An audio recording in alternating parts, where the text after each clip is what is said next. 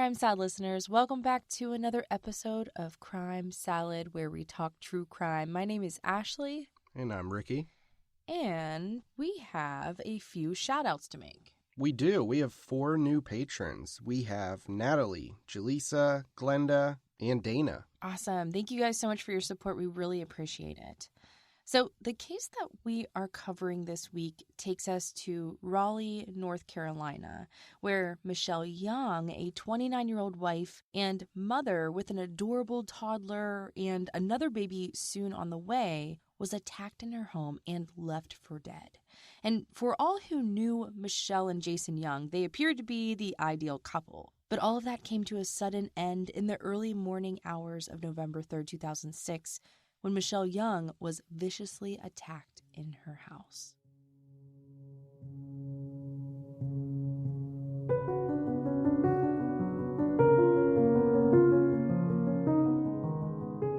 So it was 1:15 in the afternoon of November 3rd, 2006, when Meredith Fischer arrived at her sister Michelle Young's picturesque home on a quiet street in the Enchanted Oaks community of Raleigh, North Carolina. Meredith had previously lived at this home located on 5108 Birchleaf Drive right after graduating from college in New York. And at her sister's request, Meredith agreed to act as a nanny for her niece Cassidy until she was old enough to attend daycare. But Meredith's informal duties went far beyond taking care of Cassidy. She was in graduate school and with the ultimate goal of becoming a social worker with an emphasis in marriage and family counseling. As a result, she informally became the de facto marriage counselor for her sister and her sister's husband. Michelle and Jason Young had a volatile marriage, and they were in desperate need of counseling services. But circling back to that day on November 3rd, Jason asked Meredith to stop by the house and pick up some eBay listings of designer handbags he had inadvertently left on his office printer. He was concerned that Michelle would discover them, and it would ruin the surprise for a belated third-year anniversary gift. Jason's original anniversary gift of a greeting card with a $25 gift card inside to Starbucks wasn't well received. Michelle was also unhappy that her husband was out of town on business for their anniversary. In fact, this was just one of the many issues in the Youngs' troubled marriage. So on that day when Meredith arrived, she remembered that she had given her house key to a dog walker the week prior. But to get in, she remembered that she had access through the garage. She opens the garage door, and she's so surprised to see that her sister's silver Lexus is sitting in the garage. Michelle should have been at work that day, and Cassidy, her daughter, should have been at daycare. She walked to the door, and she was greeted by Mr. Garrison, the couple's friendly black Labrador. He seemed anxious, but happy to have afternoon company. It was only after meeting Mr. Garrison, Meredith noticed that Michelle's purse and her wallet were on the floor by the stairs. She called out to her sister, but there was no answer. The stillness in the house was unsettling until she came across something that she couldn't quite process. As she arrived at the top of the stairs, she saw tiny red footprints all over the floor in Cassidy's bathroom and in the hallway. Meredith still wasn't registering any danger, just kind of noticed it. According to the book Murder on Birchleaf Drive, written by Stephen B. Epstein, Meredith thought that her niece maybe gotten into paint or her sister's hair dye. She never could have imagined the truth as she continued to walk towards the master bedroom. There, she saw more red spots and red splashes across the walls and all the way up towards the ceiling. From the doorway, she noticed that half of the white bedding was also covered in a thick red substance that Meredith was now fearing was blood. She noticed the red liquid soaked through the comforter on Michelle's side of the bed and red splashes of color on Michelle's pillow. That is when Meredith connected the blood with the tiny red footprints she saw in Cassidy's bathroom and the hallway. Meredith was afraid to look on the floor between the closet and the bed, which was the only area she still hadn't examined. Her worst fear was confirmed when she saw her sister's lifeless body lying face down on the floor with a pillow between her legs. She knew Michelle's head was covered in coagulated blood. As Meredith was reaching for the phone to call 911, she noticed something moving under the blankets on Jason's clean side of the bed. To her shock, out came her 2-year-old niece, who had been hiding under the covers. Cassidy was wearing pink fleece pajamas without feet. She wasn't wearing a diaper, yet she appeared to be clean and dry. Her clean hands and feet added to the mystery given the bloody footprints and hand marks on the bathroom floor and walls. In complete shock, Meredith finally called 911, and she told the operator, "I need an ambulance. It's an emergency. I think my sister is dead. She's like cold and her body is stiff. Oh my God." Okay, tell me what happened, ma'am. I have no idea. Oh my God. All right, stay on the phone with me, please. What's your name? Meredith Fischer. Meredith. And this is the young address. Oh my God. Meredith, listen to me, please. Yeah. Are you with the patient now? Yes, it's and her daughter. And Okay, how old is the patient? And there's blood everywhere. She's 28, 29. 28. Should I try to move her? Listen to me, ma'am. Yeah. I'm going to tell you what to do, but Okay. you need to calm down so we can help her. You said there's blood everywhere? Yes. All right, is she conscious? No, I don't think so. Should I try to help her? Listen to me, ma'am. I'm listening. Is she breathing? I don't think so. Have you checked? Michelle? She's cold. Okay. Listen to me. Did you see what happened? I don't know. Kathy, come here, sweetie. I'm here with her daughter. Okay.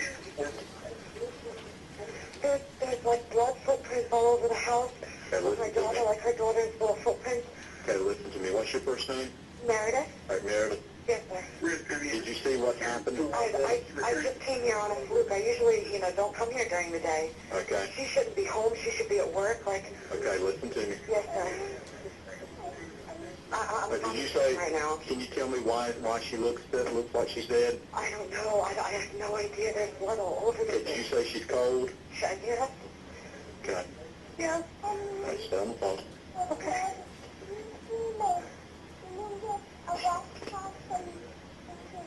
Yes, baby. Baby, do you know what happened to Mommy?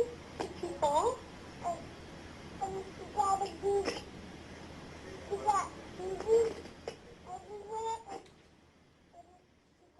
In the background, you may hear the little voice, and that is 2.5-year-old Cassidy trying to explain to her Aunt Meredith that her mommy had boo-boos all over her body.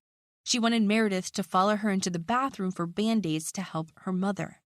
This little girl had tried to comfort her mother in other ways too. She had laid one of her baby dolls next to her bloodied and battered body. The 911 dispatcher wanted Meredith to render aid to her sister, but Meredith was reluctant. She instinctively knew her sister was beyond help. And during the call, she asked Cassidy if she saw what happened to her mummy, but Cassidy continued to discuss her mummy's boo-boos.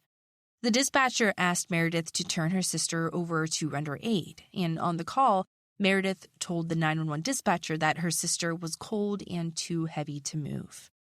Once the dispatcher heard that Michelle was cold and stiff, he wanted to preserve the crime scene.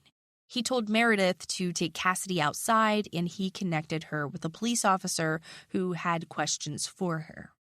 Meredith told the police officer that there was blood everywhere upstairs, and Mr. Garrison, their dog, had been freaking out when she first arrived. She told officers that her sister's husband was out of town in Virginia and had asked her to come by. She explained that Jason traveled a lot for business and was heading to his parents' home that morning since it was close to his client's meeting. Right away, police asked if the couple were having any problems, to which Meredith stated, not really. Here and there, they fight a little bit, but nothing too ridiculous. This would turn out to be quite the understatement by Meredith, who seemed to be protective of Jason. Just 2 nights prior, Meredith acted as a referee for a 4-hour-long fight between the couple where Jason complained about the lack of sex the couple were having and his desire to exclude his mother-in-law, Linda Fischer, from his family's upcoming Thanksgiving celebration later that month. Additionally, Michelle was still upset over their delayed anniversary dinner, which didn't go well. But the biggest source of contention was Michelle's desire to turn their third-floor attic into a mother-in-law suite for Linda Fischer. Michelle was 5 months pregnant and wanted her mother, who was retiring soon as a school teacher in Long Island, to act as their full-time nanny. Her mother, Linda, had bought a condo in North Carolina to be closer to her 2 daughters and her only grandchild. Now, the mother-in-law, Linda Fischer, and Jason Young had a long and mutual history of dislike for one another.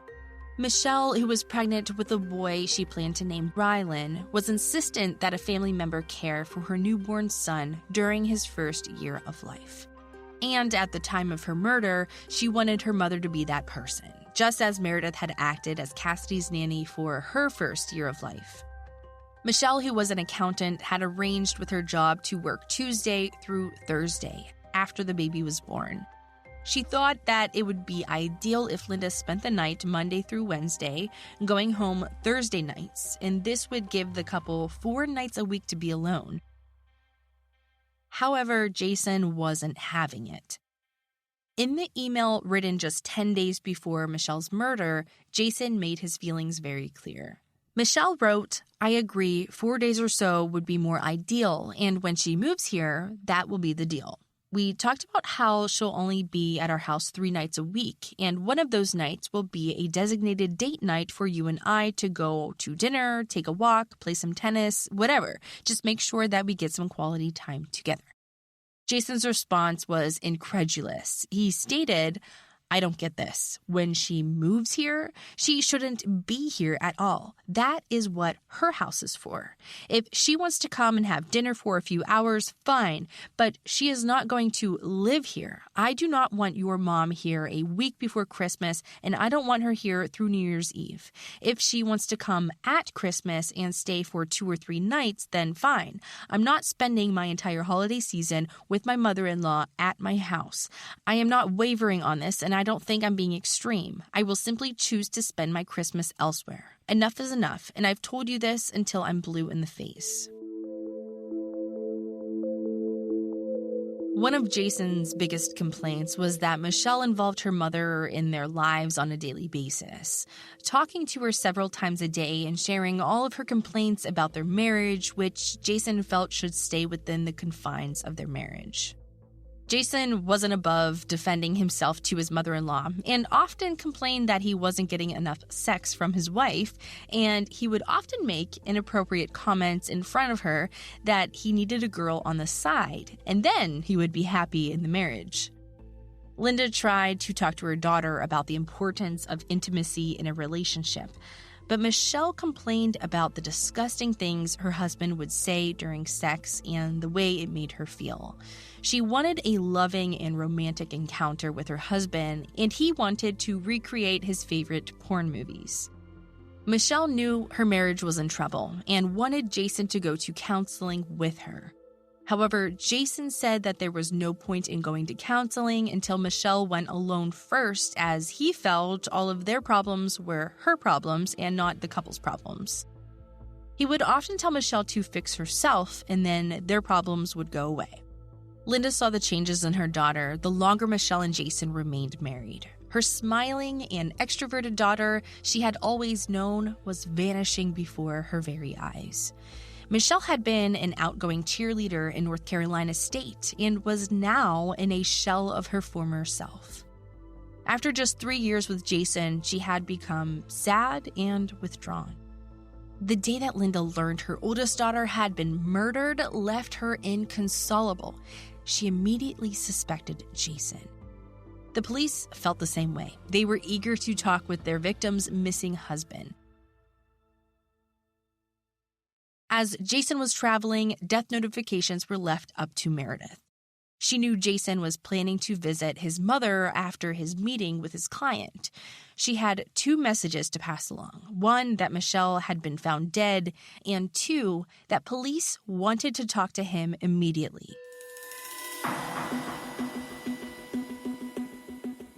As Jason walked up to his mom, Pat Young's driveway, she and his stepfather, Gerald McIntyre, met him outside. He immediately knew something was wrong. They simply told him that Michelle had been found dead and Cassidy was with Meredith at her condo. According to Pat Young, Jason fell to his feet and was inconsolable. Jason and his mother and stepfather, along with his sister Heather and her husband Joe, drove Jason the 300 miles back to Raleigh.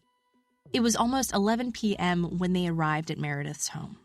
Upon arrival, Jason walked right past Linda into Meredith's arms, hugging her and telling her he was sorry.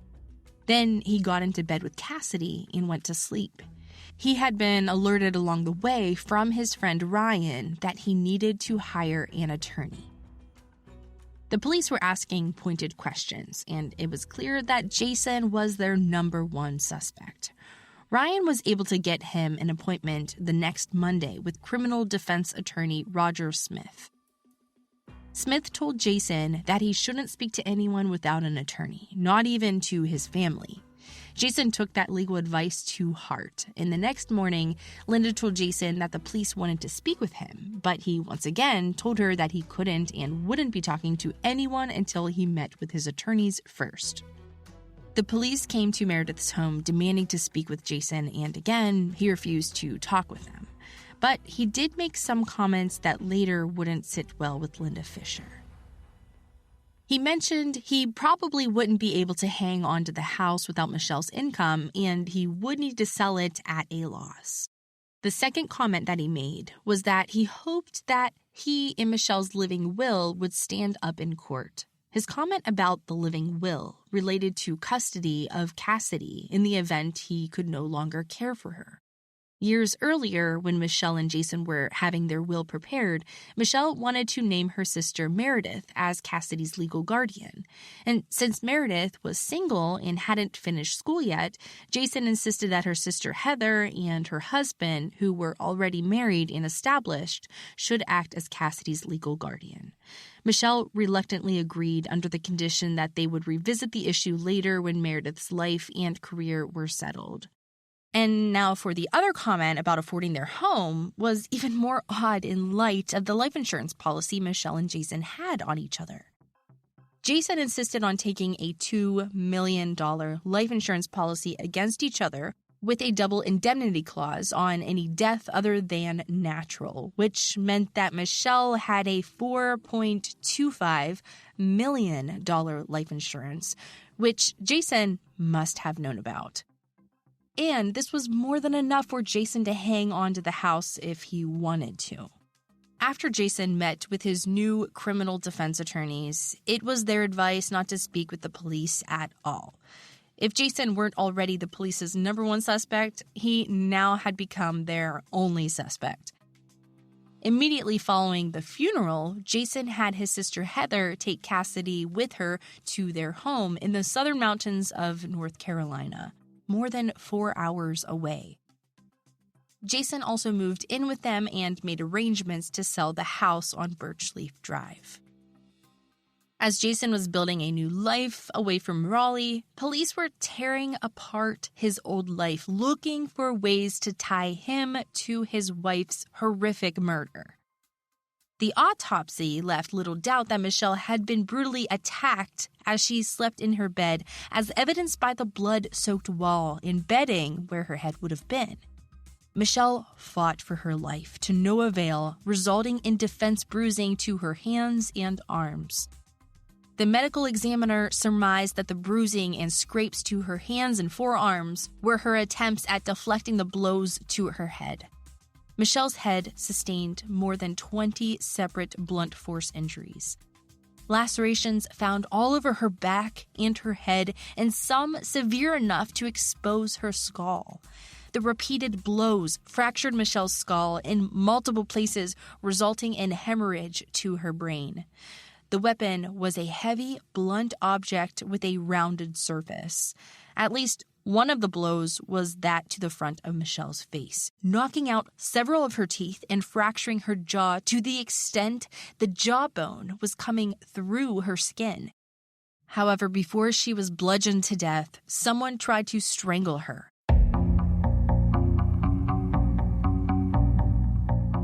The medical examiner found extensive hemorrhaging to the soft tissue on her neck and around her hyoid bone, indicating manual strangulation. There were extensive scratches to her neck, which was determined to have come from Michelle trying to scratch away the hands around her neck as she desperately sought the ability to breathe. The medical examiner wasn't able to determine the time of death or even a ballpark range, other than it happened hours before Meredith found her cold, stiff, and covered in coagulated blood. Now, the other mystery was Cassidy's condition. The 2.5-year-old who wasn't potty trained just yet. Michelle had dinner with a friend the previous night, one of her former sorority girls, and the wife of the man who warned Jason he needed a criminal attorney. Her name was Shelley Shadd. Shelley had just gotten back from her honeymoon, and the two were going to eat Italian food and watch their favorite show, Grey's Anatomy, together after getting Cassidy to bed. Shelley confirmed that Cassidy had been put to bed in a diaper and pink pajamas. Cassidy wasn't potty trained, and she certainly couldn't hold it for 17 hours, which is when Michelle would ultimately be found. Police theorized that whoever had killed Michelle had lifted Cassidy into the bathroom, as indicated by the break in her tiny footprints, washed her up, given her adult cold medicine, which had Cassidy's DNA on the applicator. Now, that adult cold medicine was sleepy medicine, and it would have caused her to sleep heavily until Meredith found her shockingly clean the next morning under the covers on her dad's clean side of the bed. Police wondered what kind of brutal killer would take such gentle care with a 2.5-year-old witness other than someone who loved her. To them, this was just more proof that Jason was their man. Police also noticed that the killer had gone into Jason's closet, made a mess, and left the doors opened. When the forensic investigators closed the doors, they noticed that there was continuous blood spatter pattern on the doors that indicated it was closed during the time of the brutal attack. Police noticed that Michelle's engagement ring and wedding band were both missing from her hand, something she never removed. There were also 2 drawers from her jewelry box missing, leaving behind only costume jewelry.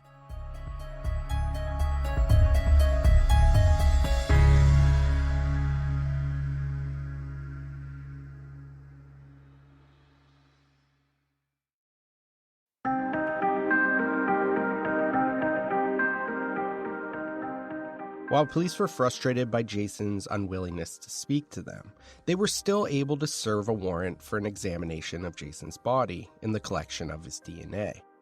Jason didn't have any bruises or scratches anywhere on his body, other than a tiny bruise located under the nail of his big toe.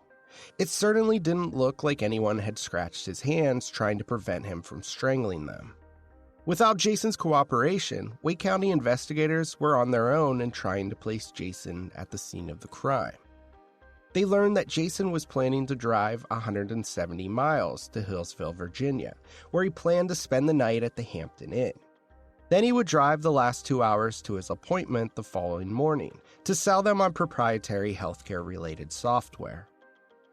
On the evening of November 2nd, 2006, Jason printed out the directions on MapQuest for his various stops. Then he printed out a few eBay auctions for designer purses he planned to buy, in hopes of making amends with Michelle and being out of town for their anniversary, and arguing through their makeup dinner. According to police theory, Jason purposely left the printed eBay auctions on the printer for an excuse to have Meredith go the next day and find Michelle, and Cassidy, who would be left alone with her mother's dead body. Next, Jason went downstairs and greeted Shelley Shadd, declining her invitation to stay for dinner, saying he had plans to eat at Cracker Barrel along the way. He left his house at 7:30 p.m., stopping for gas near his home and filling up his tank. He arrived at the Cracker Barrel restaurant in Greensboro at 9 p.m. It was a bitter, cold night, at just 30 degrees with freezing high winds. Jason arrived at the Hampton Inn at 10:50 p.m. 4 minutes after checking in, police were able to see him on security footage heading to his room. His keycard was used to open his door, and it would be the only time his door was open, according to the keycard data. The hotel records confirmed Jason only unlocked his door one time during his stay, prior to 11 p.m. on November 2nd. However, they did have other electronic footage of Jason, despite what his keycard information indicated.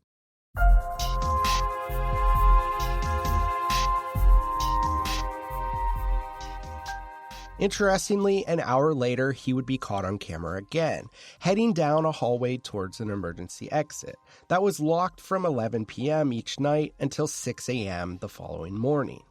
After heading down that hallway, he popped back up at 11:58 p.m. in the hotel lobby security footage.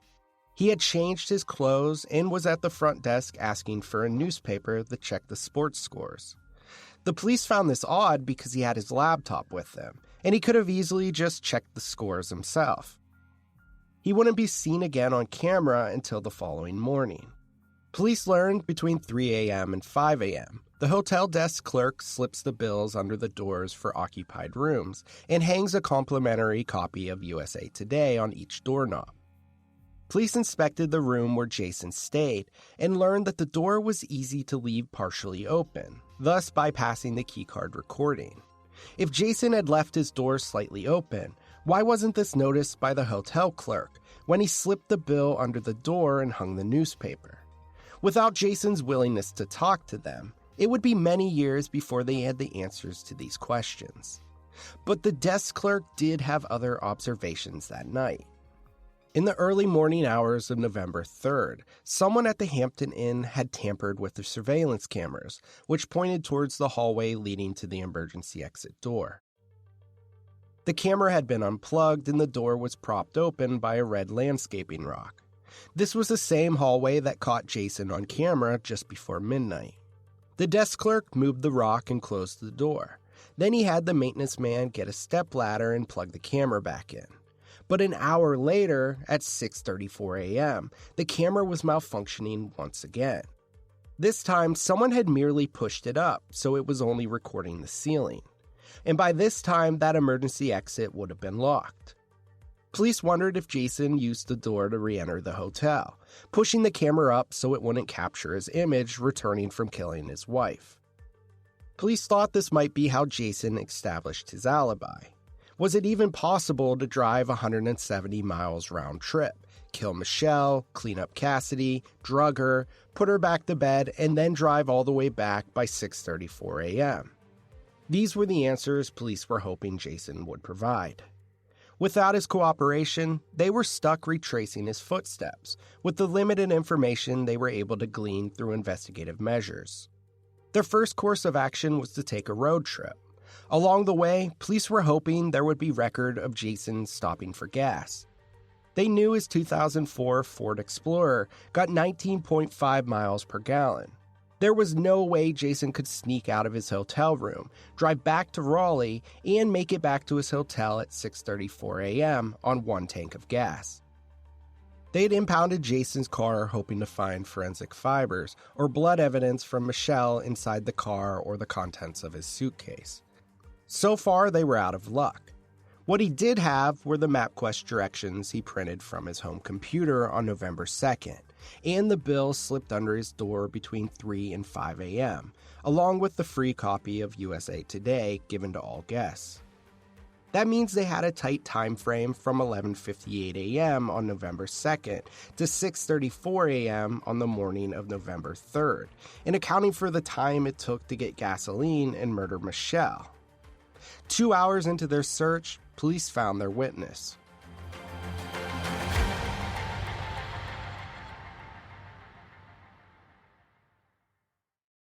Gracie Doms was a cashier at the Four Brothers BP station in King, North Carolina. She was on duty during the early morning hours of November 3rd when police showed her a photo of Jason Young.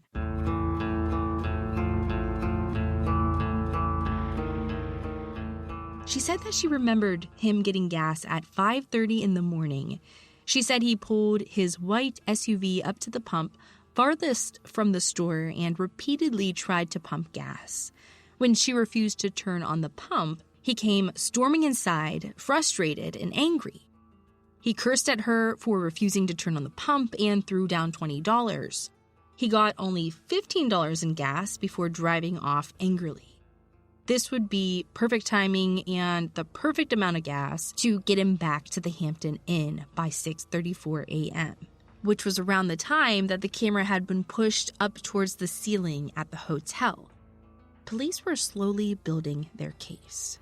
Next, they talked with his client he met that morning. They discovered that Jason was 30 minutes late to his appointment. He apologized and told him that he got lost, despite having clear printed directions to his appointment in his car. En route to his appointment, they knew he made several phone calls, including one to Michelle's office and another to her cell phone. Both went unanswered. Then he made a call to Meredith asking her to pick up the eBay printouts at the house. When he failed to hear back from her, he called his mom and asked her to call Meredith to remind her to get the printouts. And Meredith would later tell police that this was the first time she had ever received a phone call from Pat Young, Jason's mother. Jason made another call to Meredith at 1:37 p.m., leaving a second voicemail reminder. The message to Meredith said, "Hey, it's Jason, just calling you back. I wanted to get an update, and I also wanted to let you know I called my mom and I gave her that message. My phone has been a total suck-up. I don't know if you heard the whole thing, so I told her the deal. I think she's going to try to call you. I tried to call Michelle, but not super aggressively because I want to find out for sure if you've taken those papers or not. Anyway, I will talk to you again later. If you get the chance, call me. Bye."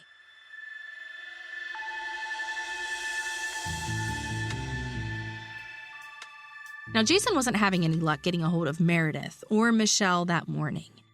But he was having luck getting a hold of one of Michelle's sorority sisters in Florida. That person was Michelle Money. Soon, it would be very clear that the two were engaged in a not-so-secret extramarital affair. In fact, Jason had recently admitted to one of their mutual friends that he was in love with Michelle Money and she was in love right back. Michelle Money quickly admitted to the affair and was more than willing to provide details. Now, remember that anniversary Jason had recently missed? The one he was trying to make up for with a surprise designer purse? Well, it turns out Jason wasn't out of town on business, as he told his wife, Michelle. The only person out of town that week on business was Michelle Money's husband. And as a result, Jason and Michelle were able to spend what she described as 3 glorious days together in a non-stop sexual affair. But she wasn't the only affair Jason was having with one of Michelle's friends, and she wasn't the only person Jason had recently had sex with. And I know you want to hear more, but this is where we're going to conclude our episode for this week. In part 2, we will bring you the conclusion to this case, which ultimately took 6 years, 2 criminal trials, 1 civil trial, and 1 custody battle to bring to a close. Thank you guys so much for listening, and we will see you next week.